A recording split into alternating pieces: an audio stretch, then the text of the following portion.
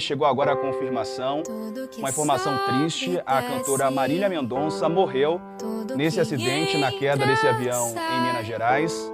A informação foi confirmada.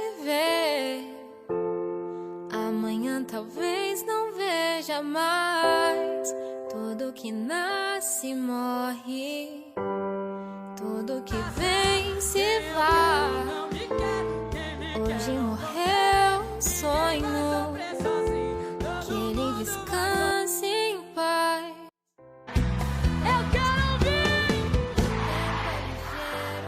Estrada da vida, os passageiros. Vai deixando a gente pra outra hora.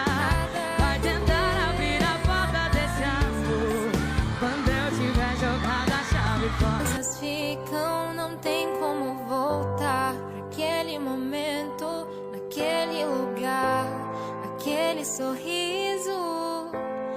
Já